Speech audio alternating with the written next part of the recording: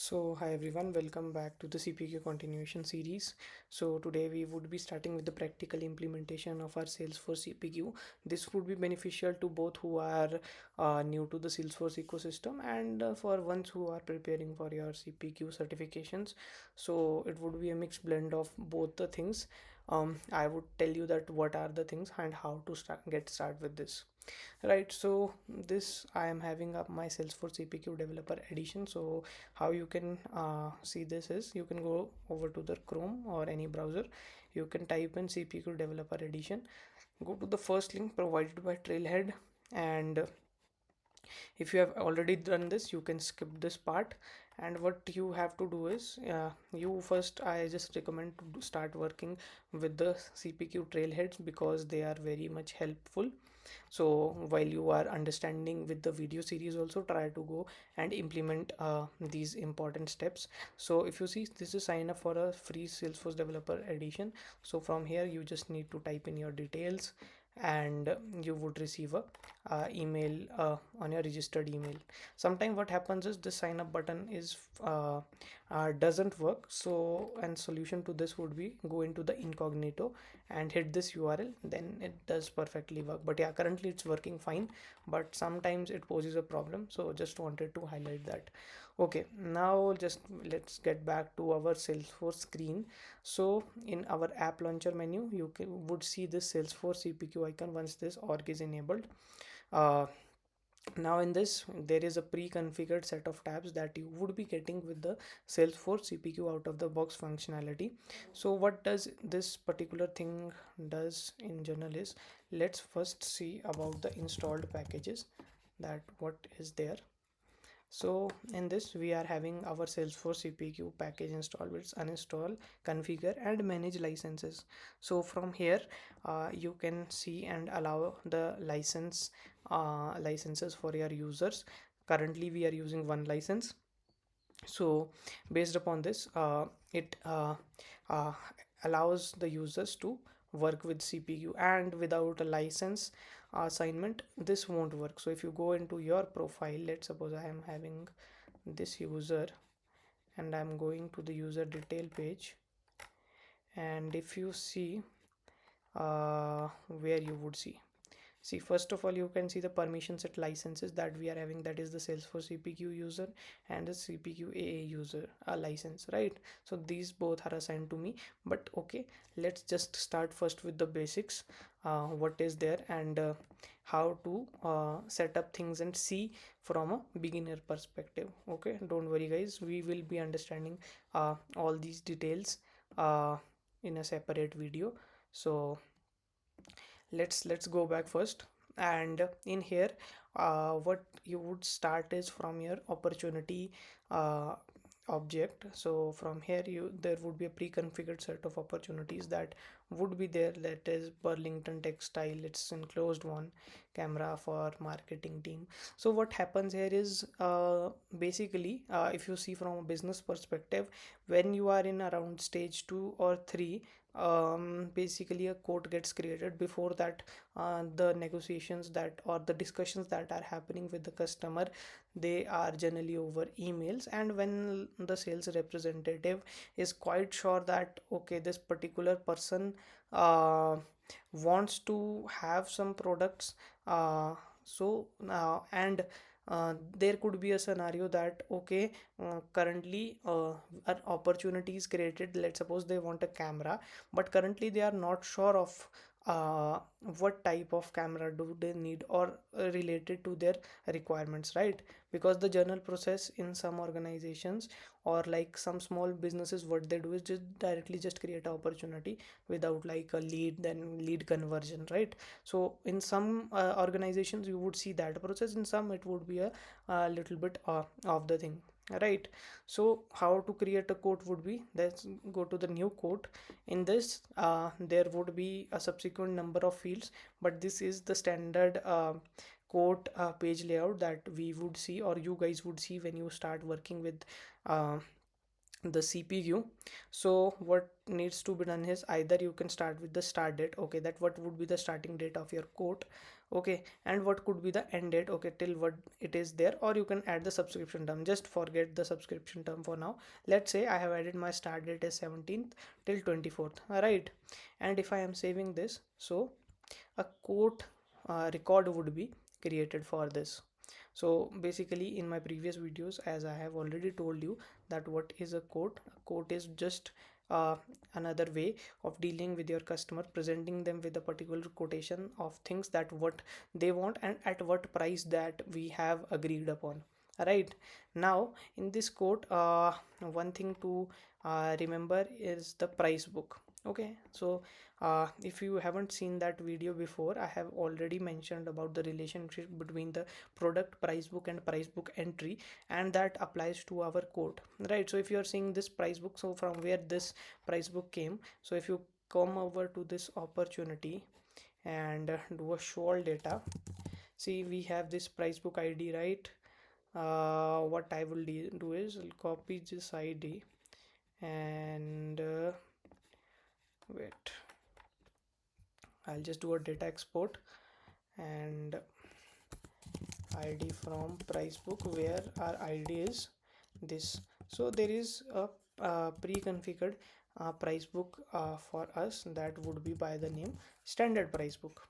Okay, so this would be there, and under which this price book, if you had added some products, that would be uh, listed down, right?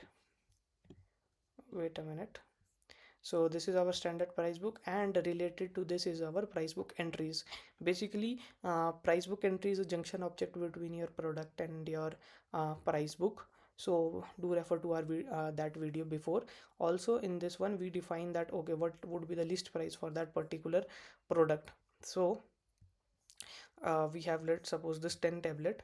So this is your normal product. It won't be having any related thing to the pricing, right? That at what price we are selling. Just this is just the product that tells about the specification of this product. Okay, let's suppose this is a tablet, and okay, so what are the related things that would be necessary to sell this tablet. Okay, okay, what would be the configuration of this tablet or related things, right? If you see in here, this is the Salesforce CPQ pricing. So this is the pricing method and related fields that we would be learning in the next coming sessions.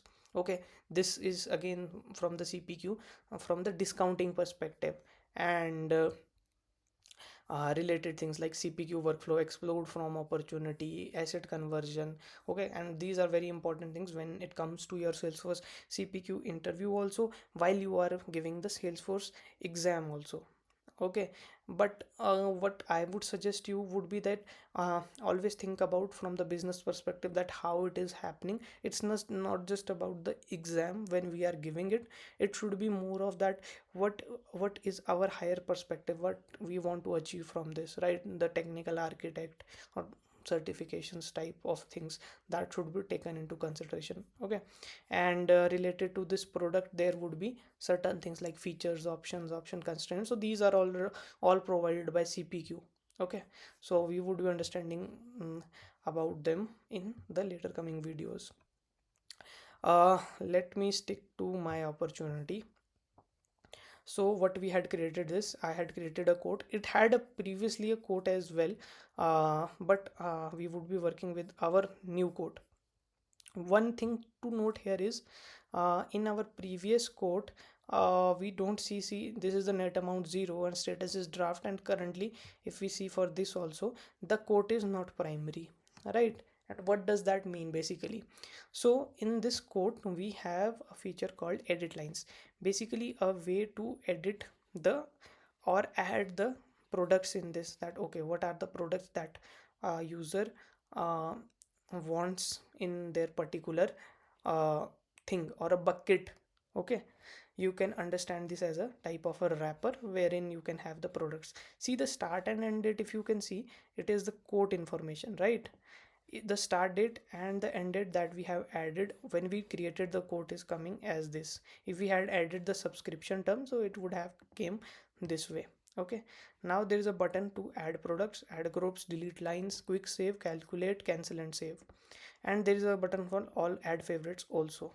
But for now we would stick to add products. Okay. So now if you see in here, there are a list of products, right? How they are coming? These products are only coming because they were a part of your standard price book.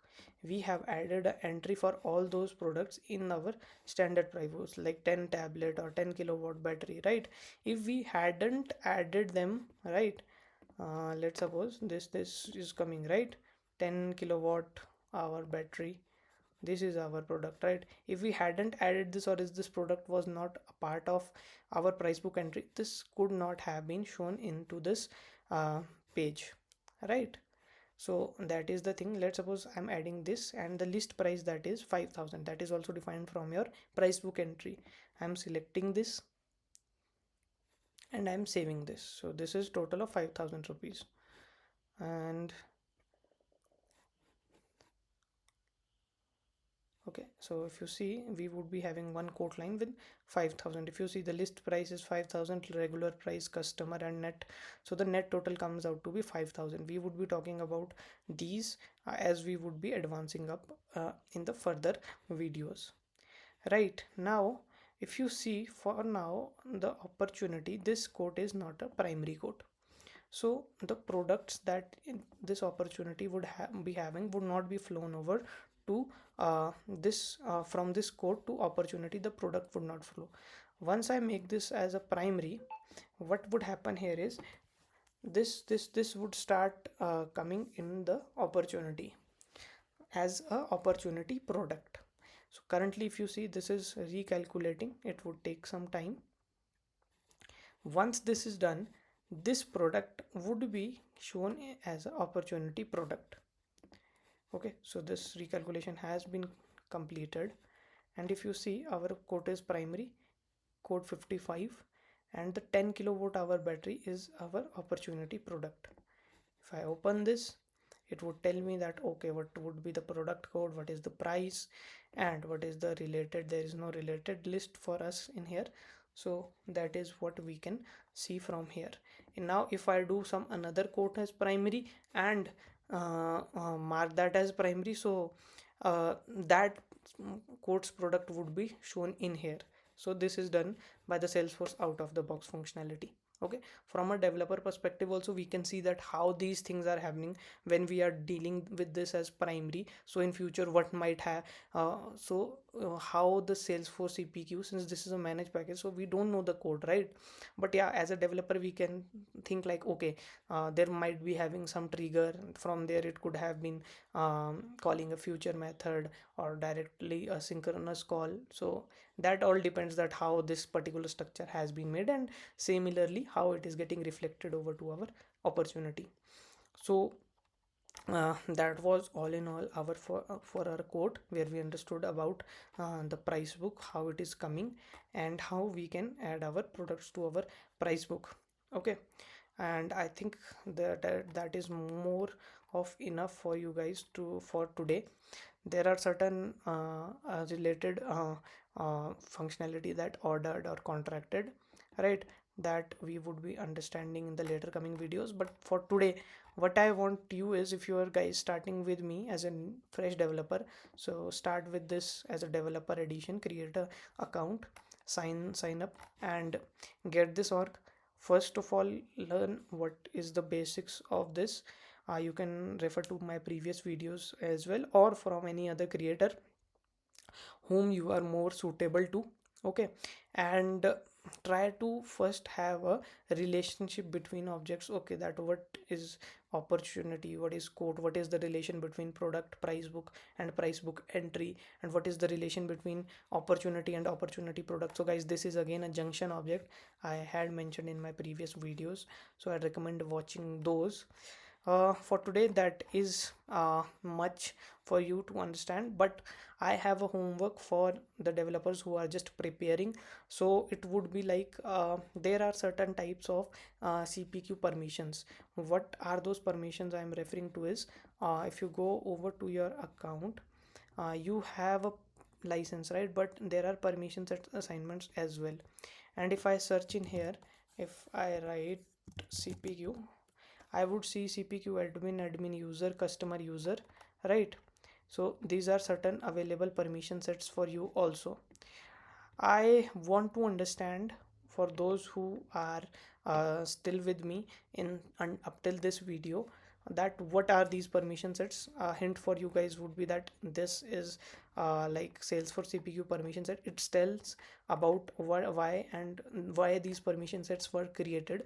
But I just want to hear from you, for what business processes you guys have utilized these permission sets, and had you created any custom, or were you able to work with these standard types only. Okay, like admin, user, partner, and customer, what does they do? Okay, and if you want a dedicated video on this as well, we would be coming out, but it all depends upon your comments. So that was all for today. If you guys are having any doubts and understanding any of the concepts, you can comment down below. I would be happy to take up your doubts.